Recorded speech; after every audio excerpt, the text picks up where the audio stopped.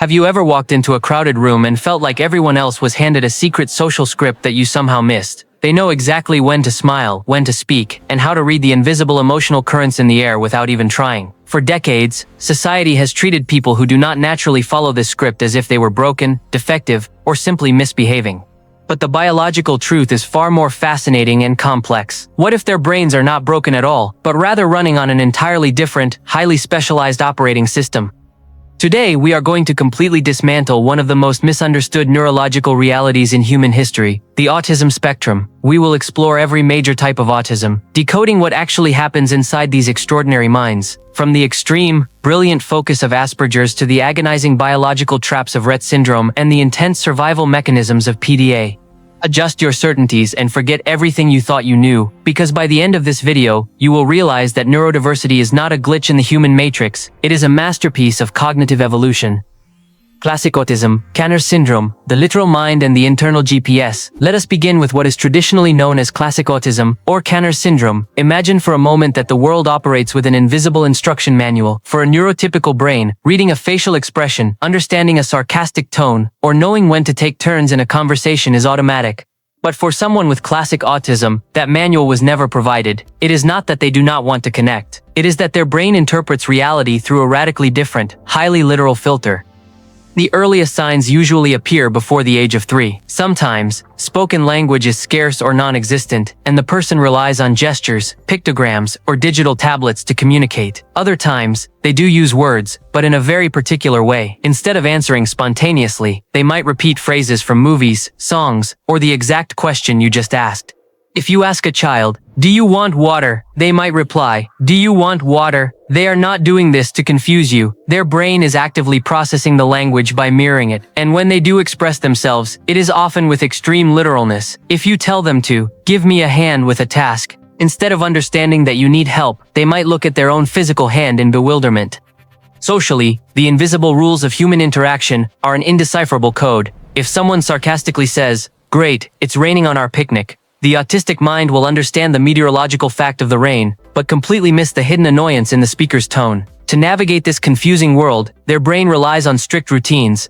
For many, routines are an internal GPS that provides absolute security. Changing the route to school, serving juice in a different cup, or altering the order of getting dressed might seem trivial to you, but to them, it feels like the fundamental laws of gravity have suddenly stopped working. In the midst of this rigidity lies something truly fascinating: intense special interests. Where others see simple hobbies, they find territories of absolute mastery. An autistic adult might memorize every single subway station in a major city, along with their exact inauguration dates. Their passion is the key to their learning.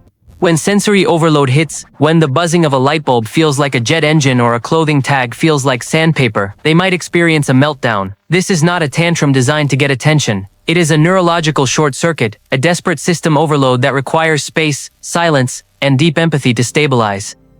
Asperger's syndrome, the dual-core processor in a social labyrinth. Now, imagine having a mind capable of remembering intricate details that others forget instantly: dates, complex mathematical formulas, historical trivia. But at the same time, feeling that a simple conversation at a party is like trying to solve a jigsaw puzzle without the picture on the box. This is the reality of Asperger's syndrome, a profile within the autism spectrum that combines towering intellectual talents with invisible social challenges. This is the riasa and valaquenchoporus, entrioporal, intiasa senadio, that combines towering intellectual challenges, with invisible social challenges. People with Asperger's often stand out for their logical thinking, their photographic memory, and their hyper-focus on specific subjects. If an adolescent with Asperger's is interested in insects, they won't just collect a few bugs in a jar. They will memorize their scientific names, their mating habits, and their exact biological classification with a precision that would leave a university professor speechless. But while the brain shines brilliantly in these areas, everyday social life is exhausting. Every gesture, every tone of voice, and every facial expression has to be manually decoded. While you spend your social battery on autopilot, they are constantly running complex internal calculations just to avoid missing a cue. This intense processing is why social interactions leave them completely drained, requiring hours of absolute solitude to recharge. Their monothematic interests are not just hobbies, they are emotional anchors. A recent study from Cambridge showed that focusing on these intense interests can actually reduce their anxiety by up to 62%. Their brain prioritizes what it deems structurally essential. Because they often excel academically, masking their social confusion behind good grades, many individuals with Asperger's are essentially invisible, leading to late diagnosis in adulthood. As Dr. Temple Grandin profoundly noted, the world needs all kinds of minds, and Asperger's is a wonderful proof of that minds that provide original, unfiltered precision to a chaotic world. If this deep dive into the hidden architecture of the human mind is shattering your preconceptions and helping you understand yourself or someone you love, there is a very simple action you can take right now. Leave a like on this video. It is not just a button, it is a signal to the algorithm that this type of deep, unfiltered scientific exploration needs to reach more people. If you leave now, you will miss the most devastating and complex variations of the spectrum. Let's continue. Pathological demand avoidance, PDA. The brain's extreme defense mechanism. Imagine that every single time someone asks you to do something, from a simple, put on your shoes, to come have dinner, your brain does not process it as a normal instruction, but as a direct, lethal threat, as if the request itself were a predator attacking your personal freedom. This is what individuals with pathological demand avoidance, or PDA, experience every single day. It is not defiance. It is not a rebellious child wanting to cause trouble. It is a nervous system that reacts with immediate, overwhelming anxiety to any external demand. To a child with PDA, the phrase, "it is time for a bath," can trigger the exact same biological panic response as encountering a wild lion in the jungle.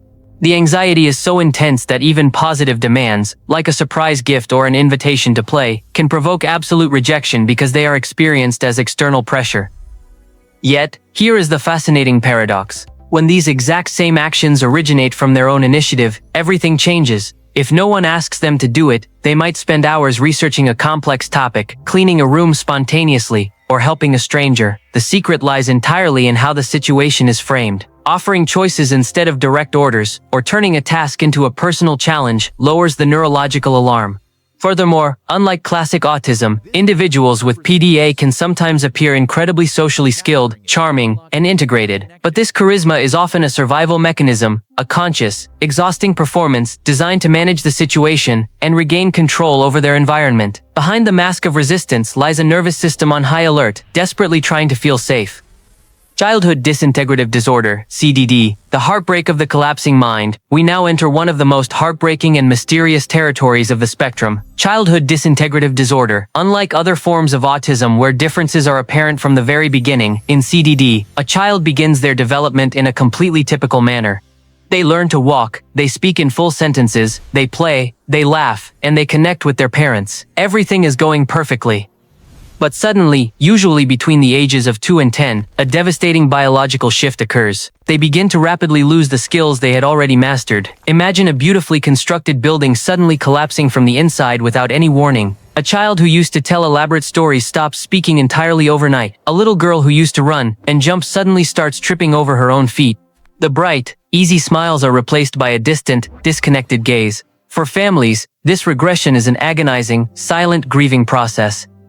Science is still baffled by what exactly causes this. Some researchers believe it could be spontaneous genetic mutations that forcefully interrupt brain functions, as if invisible hands were turning off the switches in a house one by one, affecting roughly 1 in 100,000 children. CDD requires immediate, intensive therapies. Ben wen vil en mevouwspray, fika lomweel, affecting where moen sinala had hoek, and rolf in 100,000 children. CDD requires immediate, intensive therapies. While there is no definitive cure, therapies involving music, lights, and movement can sometimes rebuild tiny bridges back to the world, turning a fleeting moment of eye contact into a monumental victory. Rett syndrome. The trapped consciousness. Now we must look at a condition within the spectrum that is as peculiar as it is biologically cruel. Rett syndrome, affecting almost exclusively girls. It was first described in 1966 by Andreas Rett. Similar to CDD, it begins with an illusion of normalcy. For the first 6 to 18 months of life, the infant develops perfectly. But then, the progress sharply halts, followed by a severe regression of skills. One of the most defining and agonizing physical signs is the loss of purposeful hand movement, replaced by constant, repetitive motions, as if the child is perpetually wringing or washing her hands. This is accompanied by sudden respiratory issues, like unexplained hyperventilation or breath holding, and a deceleration in head growth known as acquired microcephaly. The biological culprit is a mutation in a specific gene called MECP2. Think of this gene as the master conductor of the brain's orchestra. When it fails, the neurons receive entirely wrong instructions. The brain is trying to play a magnificent symphony, but the sheet music is completely scrambled. Yet, the most profound and humbling aspect of Rett syndrome is that despite the body's brutal betrayal, the girl's understanding often remains completely intact. Many of these girls communicate powerfully through their eyes. Behind the involuntary movements and the physical prison, there is an active, conscious mind desperately yearning to connect. Technologies that track eye movement are now giving them a voice, proving that their inner world is as rich and vibrant as anyone else's. At the end of the day, understanding these profiles, including the broad PDD-NOS category that captures the beautiful, messy overlaps of these traits, teaches us a profound lesson. The autism spectrum is not a straight line from less autistic to more autistic. It is a complex, multi-dimensional color wheel. Neurodiversity is not an error that needs to be cured or fixed. It is a different, highly valuable way of inhabiting reality. We have reached ground zero of the human brain. Now, I want you to do an exercise of honesty in the comments. Did you already know about all these different types of autism, or did you discover something completely new today? Did you recognize yourself or someone you love in the intense focus of Asperger's or the silent struggle of PDA? Leave your thoughts below, because I read every single one of them. Apply your superpower of empathy, subscribe to the channel, and turn on the notifications. See you in the next mental dismantling.